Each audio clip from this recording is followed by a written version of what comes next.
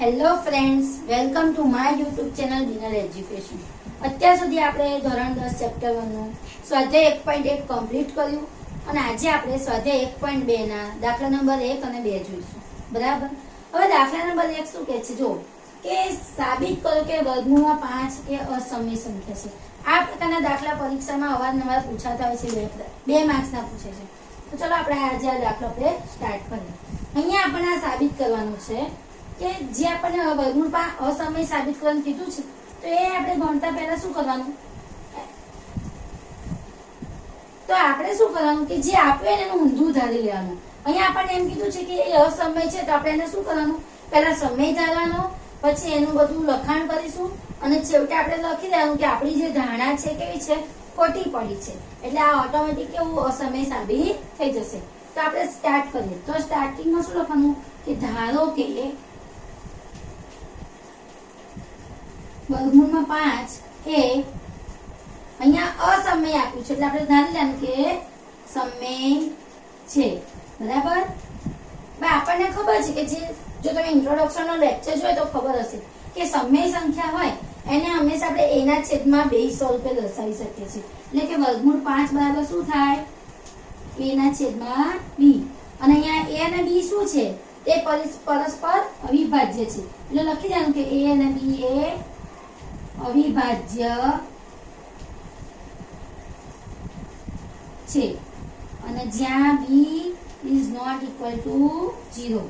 આ આપણે આગળ જોઈ ગયા છે ઇન્ટ્રોડક્શનમાં. બરાબર. અવિભાજ્ય કોને કહેવાય? a અને b અવિભાજ્ય કોને કહેવાય? તો આપણને ખબર છે a અને b બરાબર શું હોઈ શકે? 2 ના છેદમાં 3 પણ હોઈ શકશે, કાં તો 5 ના છેદમાં 7 પણ હોઈ શકે, 3 ના છેદમાં 5 પણ હોઈ શકે. આ બધી સંખ્યાઓ કેવી કહેવાય? અવિભાજ્ય. એટલે કે સમય સંખ્યા છે, બધી પરસ્પર અવિભાજ્ય છે. આની અંદર તમે કોમન કાઢવા જાઓ તો શું નીકળે? તો એક જ કોમન નીકળે. આ બંનેમાં સામાન્ય શું નીકળે? એક જ નીકળે. એક સિવાય કોઈ પણ નીકળે નહીં. તો આ બધી સંખ્યાઓ પરસ્પર કેવી છે? અવિભાજ્ય છે. બરાબર. એ રીતે અહીંયા પણ a અને b કેવું છે? અવિભાજ્ય છે. અને જે b છે is not equal to 0 એટલે કે 0 સિવાય નહીં હોઈ શકે. બરાબર. એ 0 હોઈ શકે નહીં. હવે બંને બાજુ વર્ગ કરીએ તો બંને બાજુ વર્ગ કરતા. બરાબર. હવે વર્ગ કરીએ વર્ગમૂળ 5 નો તો શું થઈ જાય? 5 બરાબર a સ્ક્વેર છેદમાં b સ્ક્વેર. હવે અહીંયા આપણે a સ્ક્વેર ને કરતા બનાવીએ તો a સ્ક્વેર બરાબર 5b સ્ક્વેર. બરાબર. આવું થાય. a સ્ક્વેર બરાબર શું થયું? 5b square. હવે જો કોક સંખ્યા આપણે જોઈએ કે 10 છે. ચલો 10 નહીં 15 લઈએ તો શું થાય? 5 ગુણ્યા 3 થાય. આપણે આવું લખી શકીએ ને 15 બરાબર 5 ગુણ્યા 3. એટલે કે 5 છે એ 15 નો અવયવ કહેવાય કે ના કહેવાય? તો કહેવાય. અહીંયા 5 છે 15 નો અવયવ છે, આપણે એવું કહી શકીએ ને. તો અહીંયા પણ એવું છે કે અહીંયા 5 છે એ a સ્ક્વેર નો અવયવ થાય. માટે આપણે અહીં લખવાનું કે 5 એ a સ્ક્વેર નો અવયવ થાય. હવે અહીંયા 5 છે a સ્ક્વેર નો અવયવ થાય તો 5 છે એનો પણ અવયવ થાય. બરાબર. માટે 5 એ એનો પણ અવયવ થાય. અને આપણે શાના પરથી કહીએ છીએ? તો પ્રમેય 1.2 મુજબ. તો અહીં લખી દેવાનું કૌંસમાં પ્રમેય 1.2. બરાબર. પ્રમેય 1.2 પછી આપણે કહી શકીએ કે 5 છે એનો પણ અવયવ થાય. અહીં સુધી ક્લિયર? સૌપ્રથમ શું કરવાનું કે વર્ગમૂળ 5 છે એ અસમય આપ્યું તો આપણે સમય ધારી લીધું. સમય સંખ્યાને આપણે a ના છેદમાં 2 સ્વરૂપે દર્શાવીએ છીએ. બંને બાજુ વર્ગ કરી દીધો. બરાબર. અને a સ્ક્વેર ને કરતા બનાવી દીધો. તો a સ્ક્વેર બરાબર 5b સ્ક્વેર. એટલે કે 5 છે a સ્ક્વેર નો અવયવ છે તો 5 એનો પણ અવયવ થાય. હવે શું કરવાનું છે? તો હવે આપણે a માટે કઈક સંખ્યા ધારી લેવાની. એ ધારો કે આજે આપણને a આપ્યો છે ને એ માટે આપણે ધારીએ કે ધારો કે a બરાબર 5c છે. શું ધાર્યું? a બરાબર 5c. હવે a બરાબર 5c છે. હવે અહીંયા પણ આપણે બંને બાજુ જો આપણે વર્ગ કરવાનું છે. શું કરવાનું? ફરી બંને બાજુ વર્ગ કરતા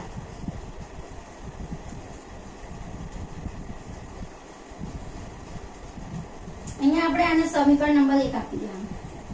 બરાબર. હવે બંને બાજુ વર્ગ કરીએ તો a સ્ક્વેર બરાબર શું થાય 5c સ્ક્વેર થાય, અરે સોરી 5 નો વર્ગ શું થાય 25, તો 25c સ્ક્વેર થયો અને આને આપણે સમીકરણ નંબર 2. હવે એક જો અહીંયા a સ્ક્વેર બરાબર 5b સ્ક્વેર છે, અહીંયા a સ્ક્વેર બરાબર 25c સ્ક્વેર છે, એટલે બંનેને શું કરવાનું સરખાવવાનું, એટલે કે 5b નો વર્ગ બરાબર 25c નો વર્ગ.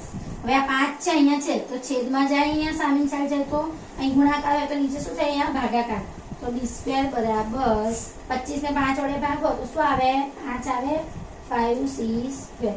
હવે અહીંયા જો અહીંયા આપણે આગળ અહીં જોઈ ગયા ને a સ્ક્વેર બરાબર 5b સ્ક્વેર એટલે b સ્ક્વેર બરાબર શું થાય 5c સ્ક્વેર, એટલે કે 5 છે એ b સ્ક્વેર નો અવયવ થાય, માટે એ બધે આપણે માટેની સાઈન કરી દેવાની બરાબર. માટે 5 એ b સ્ક્વેર નો અવયવ છે. હવે 5 એ b સ્ક્વેર નો અવયવ છે તો 5 એ b નો પણ અવયવ થાય બરાબર. હવે આપણે આગળ મેં તમને સમજાવ્યું એ પ્રમાણે આપણે શું કીધું કે અવિભાજ્ય હોય તો સામાન્ય અવયવ તો એક જ નીકળે, અહીં તો આનો પણ 5 નીકળ્યો, આનો પણ અવયવ 5 છે તો બેવનો સામાન્ય અવયવ 5 આવે નહીં, એટલે આપણે શું થયું આપણી ધારણા શું થઈ ખોટી પડી, અને એટલા માટે આજે આપણે ધાર્યું હતું કે સમય છે એની જગ્યાએ શું આવે અસમય. તો આ જ બધી વસ્તુ હું જે તમને કહું છું આપણે લખી દેવાની. અહીં 5 એ અને b બંનેનો સામાન્ય અવયવ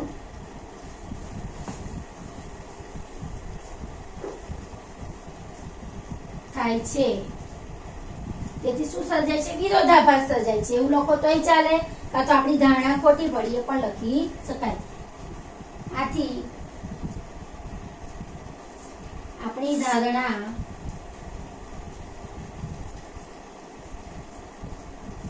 ખોટી પડે છે બરાબર. આપણી ધારણા ખોટી પડે તો શું છે આપણી ધારણા કે વર્ગમૂળ 5 સમય છે ખોટું થયું, માટે વર્ગમૂળમાં 5 એ અસમય છે, જે સાબિત થાય છે, સાબિત થાય છે. નેક્સ્ટ હવે નેક્સ્ટ છે બીજા નંબરનું કે સાબિત કરો કે 3 + 2√5 એ અસમય છે. આગળના જેવો જ છે બરાબર, પણ એકદમ ઈઝી છે અને નાનો દાખલો છે. અહીંયા આપણને આપ્યું છે એ રીતે આપણે આગળ કર્યું એ રીતે જ કરવાનું છે. આપણે ધારી લેવાનું છે, ધારો કે 3 + 2√5 એ કેવી સંખ્યા છે, આપણે આગળ કર્યું ને સમય ધાર્યું એમ ધારી લેવાનું કે સમય સંખ્યા છે બરાબર. સમય છે એટલે ફરી આપણે કઈ રીતે લખી શકીએ 3 + 2√5 બરાબર શું થાય a ના છેદમાં b થાય બરાબર. જ્યાં a અને b એ બી કેવા છે અવિભાજ્ય છે, અને b is not equal to 0 બરાબર.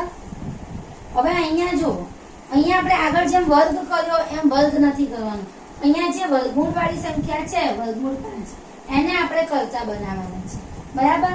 તો અહીંયા 3 છે એ પહેલી બાજુ જાય અહીંયા પ્લસમાં છે તો સામેની સાઈડ જાય તો એ માઈનસ થઈ જાય, એટલે શું થાય 2 વર્ગમૂળ 5 બરાબર a ના છેદમાં b - 3 બરાબર. અહીંયા લસા શું આવશે b લસા આવશે, અહીંયા 3 ની નીચે કશું જ નથી એટલે એક લખી શકીએ તો અહીંયા લસાઈ જાય b, માટે 2 વર્ગમૂળ 5 બરાબર a - 3b છેદમાં b થાય આવું બરાબર. હવે આ 2 છે એને અહીંયા ગુણાકારમાં છે અને સામેની સાઈડ જાય તો શું થઈ જાય ભાગાકાર થઈ જાય, એ વસ્તુ યાદ રાખવાનું કે વર્ગમૂળ 5 બરાબર a - 3b છેદમાં અહીંયા ગુણાકારથી સામે જાય તો 2b. હવે અહીં જો કે અહીંયા a અને b કેવી છે અવિભાજ્ય છે, અવિભાજ્ય એટલે કેવી સંખ્યા કહેવાય સમય સંખ્યા કહેવાય. એટલે કે a - 3b છેદમાં 2b એ કેવી સંખ્યા છે? એ પણ સમય છે. જ્યારે વર્ગમૂળ 5 આપણે આગળ જોઈ ગયા તો એ તો કેવી સંખ્યા હતી? એ તો અસમય છે. તો એવું કોઈ દિવસ હોઈ શકે કે આ સમય છે અને આ અસમય છે, બંને વચ્ચેની નિશાની તો કેવી છે? બરાબરની છે. તો આપણી ધારણા શું થઈ ગઈ? ખોટી પડી ને. વિરોધાભાસ ઉપર અહીંયા થાય છે. આ એક સમય બરાબર અસમય એવું તો આપણે શક્ય હોય નહીં. તો અહીંયા આપણે લખી દઈએ કે a - 3b છેદમાં 2b એ સમય સંખ્યા છે. બરાબર, સમય છે. જ્યારે વર્ગમૂળ 5 કેવું છે? અસમય છે. કેવું છે? તેથી શું ઉત્પન્ન થાય છે? વિરોધાભાસ. તેથી વિરોધાભાસ ઉત્પન્ન થાય છે. એટલે કે આપણી ધારણા ખોટી પડે છે. બરાબર, આપણી ધારણા ખોટી પડે છે. આથી આપણે જે ધાર્યું હતું કે 3 + 2 વર્ગમૂળ 5 એ સમય છે, તો એ શું થઈ જાય? માટે 3 + 2 વર્ગમૂળ 5 એ અસમય છે, જે સાબિત થાય છે.